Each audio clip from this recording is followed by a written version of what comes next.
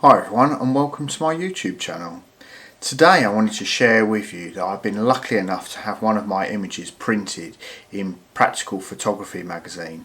I'm absolutely super chuffed that they've decided to print one of my images in one of their readers' contribution articles, and it's worked out really well.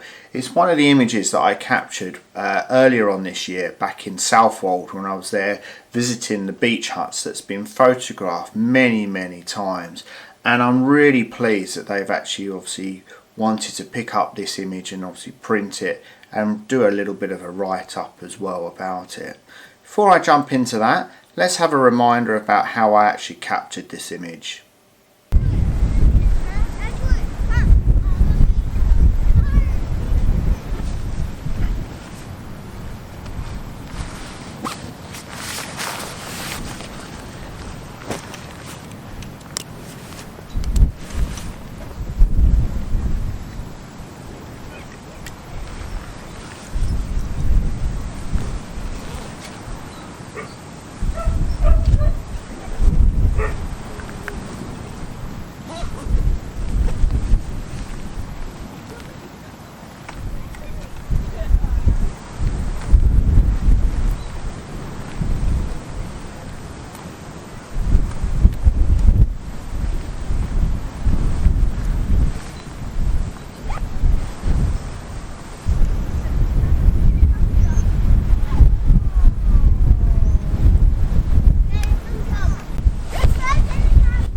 The next composition is of these beach huts that's here at Southwold, and they've been captured thousands of times. However, that's not really my worry. The trouble is there's so many iconic locations that you can visit as a photographer. Are you going to find a unique composition? Possibly, but probably not. There's so many photographers now, and photography is so accessible, which is an amazing thing, to be fair, but to come up with a unique composition and a unique image is going to be very hard from locations that you don't often visit. So capturing these beach huts is never going to be a new thing that you haven't seen before. However, what can be different is the weather conditions and also how you be creative when you're actually capturing the images as well. So I've taken two compositions, kept the tripod pretty much in the same position.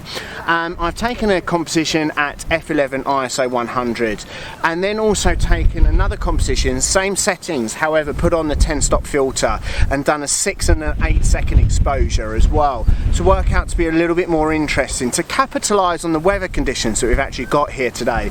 Because of the wind, because of the movement in the sky, and particularly in obviously the foreground as well, will hopefully create that little bit more of a unique image.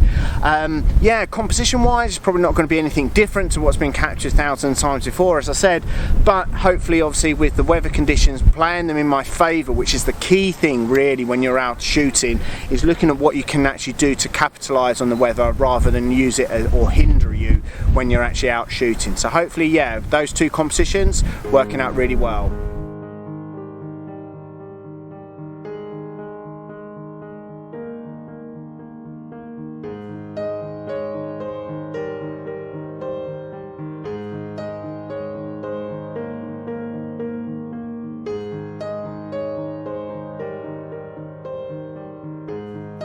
So the write-up for the image that I took is actually in the July issue of the Practical Photography magazine, and it's really interesting to actually have a read and someone else's input within your actual images.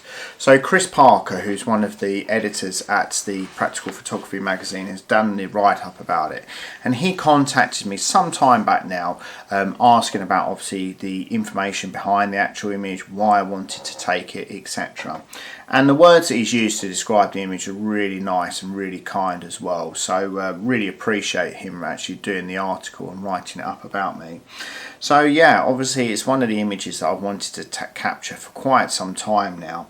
And using the conditions that I had at the time really helped to sort of emphasize what I wanted to capture within this particular image. Yes, there was a bit of wind, there was a lot of drama within the sky as well, there was a little bit of rain within the air, so hopefully sort of capturing all of that. And then when I converted it into black and white, I really felt it sort of added to that gritty and grainy image that I really wanted to sort of get from the final result.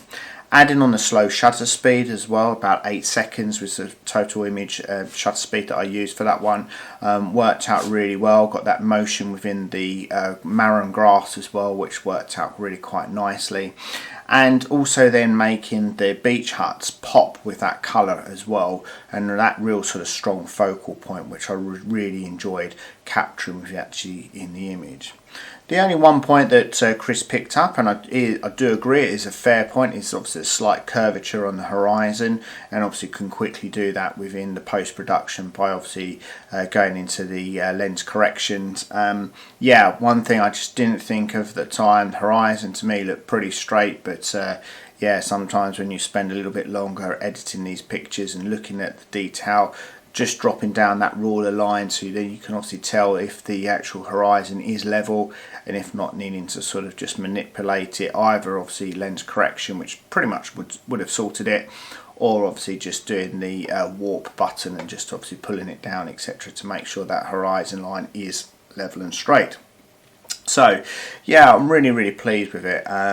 It was super chuffed when I obviously got the contact and got the message about obviously wanting to print this image, and yeah, really quite pleased. It was back at the sort of beginning of all of this COVID situation that was going on as well, so yeah, for me personally, given obviously the work that I do as well, it was a real sort of big positive personal morale boost as well, sort of getting that obviously everything that was going on, and then sort of thinking and hoping that obviously one of my images will be printed in a national photographic magazine. So yeah, if you haven't obviously looked at the article, which obviously strongly suggest that you go and do it. I'm not obviously sponsored by them, even though if they do watch this, obviously would love to work with them more, but yeah, no, it's obviously great, and a real sort of personal achievement to obviously be published in a national magazine.